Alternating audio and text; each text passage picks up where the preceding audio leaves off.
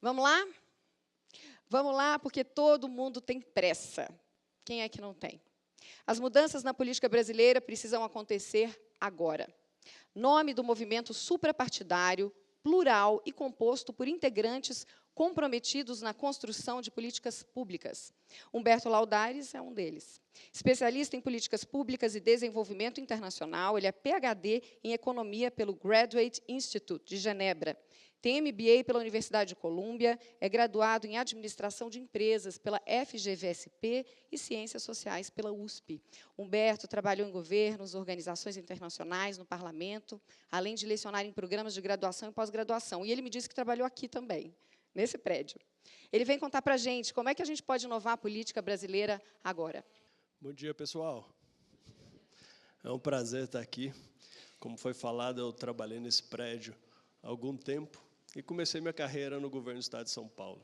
Então, é uma satisfação estar aqui conversando com vocês do auditório e também online.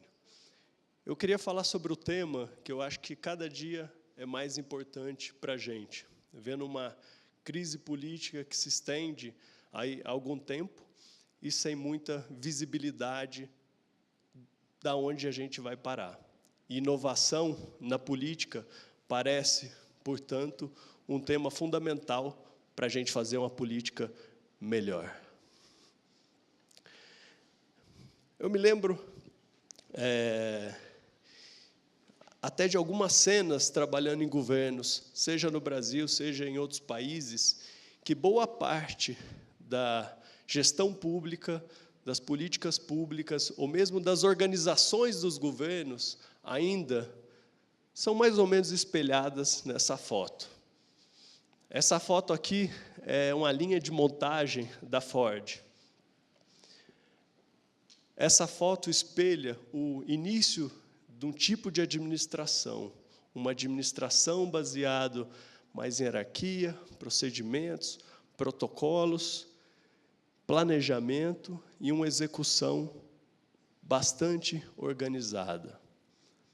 Tudo era diferente, desde que fosse igual. Isso ainda espelha o jeito que a gente ainda administra os governos. Políticas públicas da era Ford são ainda mantidas por uma política da era Ford. Obviamente, isso é uma metáfora, mas você pega, por exemplo, o caso do Brasil, e mesmo do mundo, há um descontentamento muito grande de como a política é gerada. E a política, obviamente, influencia essas políticas públicas, e tem um tipo de funcionamento, de alguma forma tem uma ligação de software, como as coisas são, de certa forma, conduzidas. Quando a gente pensa que há um desconforto com a política, não é estranho pensar, será que não há um desconforto também com a forma que as políticas públicas são implementadas? No Brasil, a gente tem uma classe política que liderou a redemocratização do país, fez grandes avanços, mas chegou num tempo que não conseguiu dar um passo à frente. Esse é o cenário que a gente vive hoje. E os governos? A gente também não tem algum tipo de inquietude aí, que as políticas públicas ainda estão atrasadas um pouco, não estão respondendo diretamente aos anseios de uma sociedade que não é ainda da mesma época. Isso aqui mudou um pouco como a gente se relaciona, como que a gente faz política, o que a gente espera da política e das políticas públicas. A sociedade hoje vive mais praticamente alinhada a uma era Google. Não necessariamente, embora com partes, a uma era Ford. Hoje a política ela é também feita por aqui, pelas redes sociais. Os governos poderiam estar muito mais conectados a esse tipo de mentalidade. Coisa que, a primeira vez que eu escutei, eu acho, ainda era numa coisa de governo eletrônico, quando eu tinha uns 20 e poucos anos, com Roberto Agoni, que está aqui na plateia. Como que esse novo software vai implicar a política e as políticas públicas? Eu me lembro que alguns movimentos que eu participei, eu nunca encontrei as pessoas fisicamente, mas a gente conseguiu reunir milhares de pessoas, seja em ruas ou seja em torno de ideias. A sociedade da era Google ainda convive com políticas públicas da era Ford. Vocês trabalham em governo, vocês têm uma realidade bastante presente, de que você fala, pô, na minha vida eu faço isso usando tais ferramentas, e é muito mais fácil quando eu chego no trabalho e ainda convivo com a linha de produção. Faz sentido? Dependendo do departamento que você trabalha, talvez, se você contratar 5 programadores, você vai ter um resultado mais interessante do que ter um departamento gigantesco que as pessoas ainda estão fazendo processos burocráticos. Eu não vou citar exemplos, porque começa a ficar um pouco, talvez, chato, porque eu não quero saber se eu trabalho no departamento X ou Y. Mas isso é um convite para reflexão, porque a transformação da gestão pública, a transformação do Estado, ela está dentro do Estado. Não por acaso a gente está num evento aqui chamado Innova Day, organizado por organizações públicas. E esse é o espírito. Eu acho que a provocação que a gente traz como movimento em um diálogo bastante importante e produtivo com diferentes setores da sociedade e mesmo dos governos o que a gente pode fazer diferente, como que a gente pode inovar de fato. E essa inovação está ligada tanto na política como nas políticas públicas.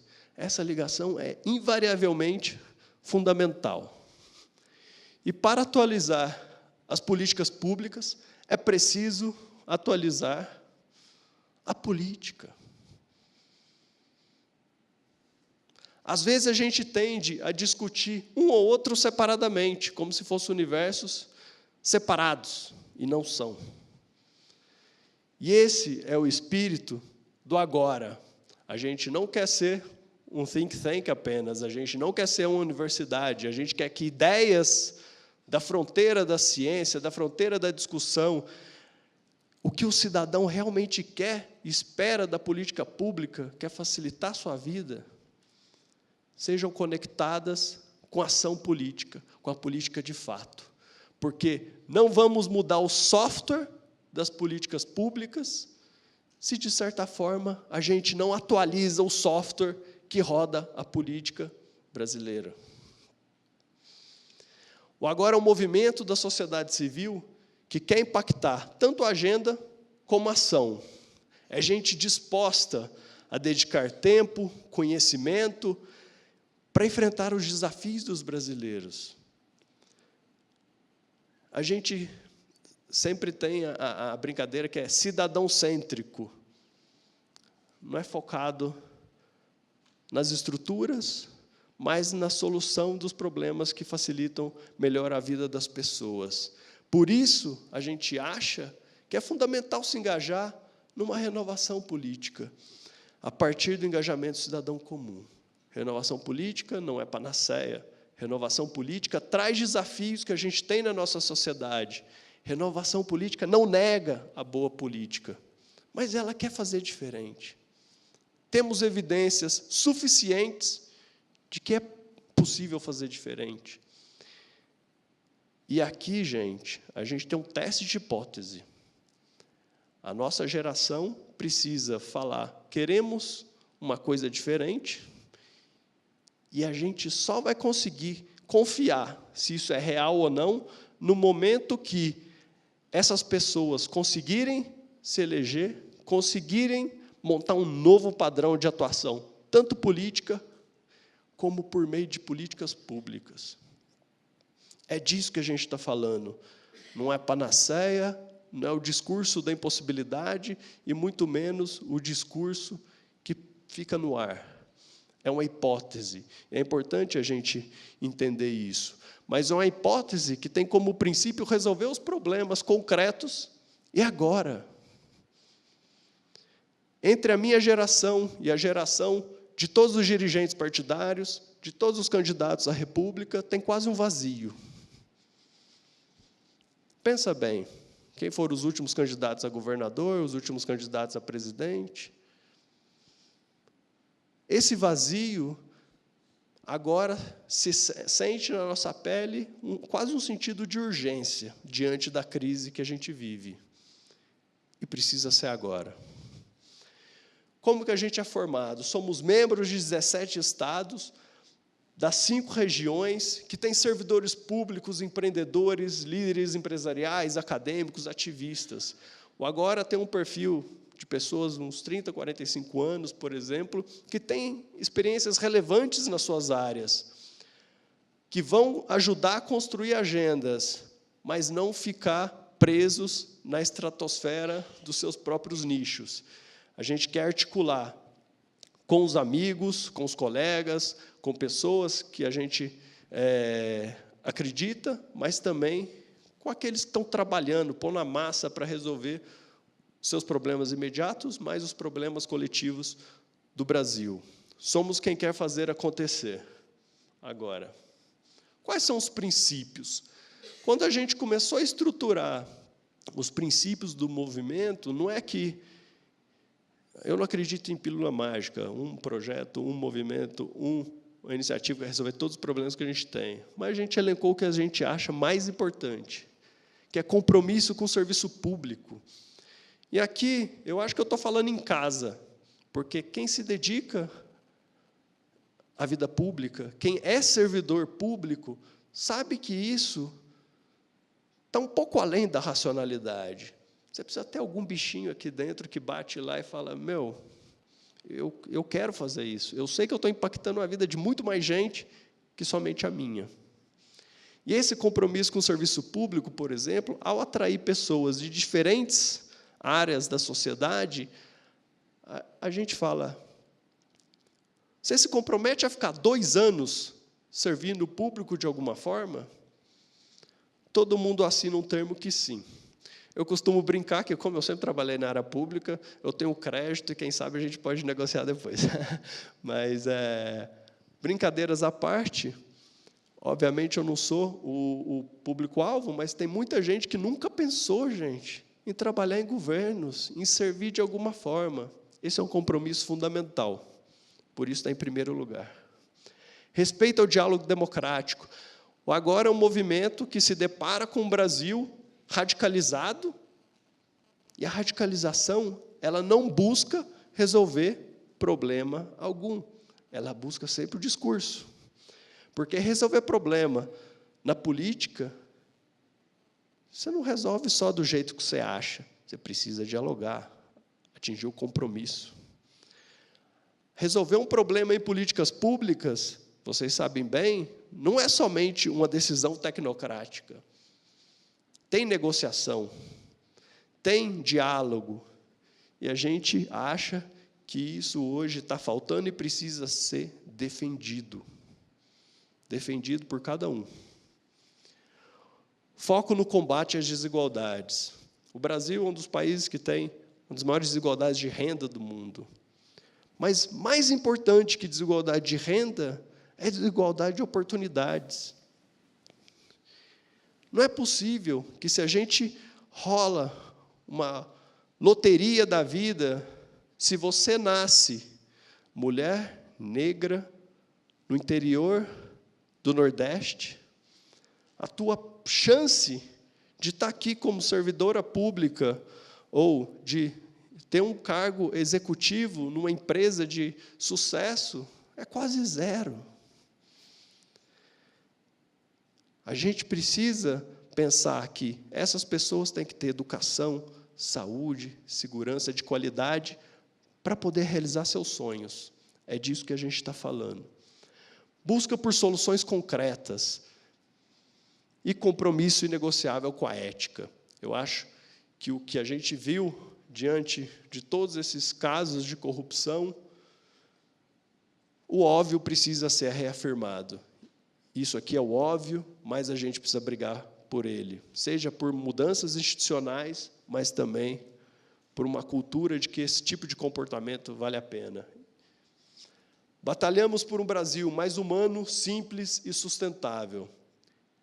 De tudo que eu falei, a partir desses princípios, esse é o nosso foco maior.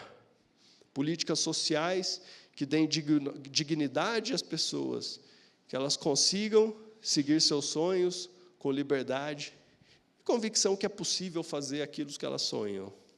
Mais simples, seja mais desburocratizado, mas, ao mesmo tempo, uma certa leveza de cada indivíduo construir a sua vida de um jeito menos amarrado por estruturas, seja burocráticas ou também impedidos pela realidade do dia a dia. E sustentável. Não é possível fazer política hoje sem pensar nas próximas gerações. A gente se estrutura em 5 frentes. Escuta da população, que é a base do nosso movimento, é basicamente escutar, a gente se engaja, a gente se mobiliza, escutando o cidadão a respeito de políticas públicas, de problemas e soluções. O pensa, que é a articulação do movimento com academias, governos, especialistas. O engaja, que a partir dessas ideias a gente tem um trabalho de mídia social, de exposição, de diálogo.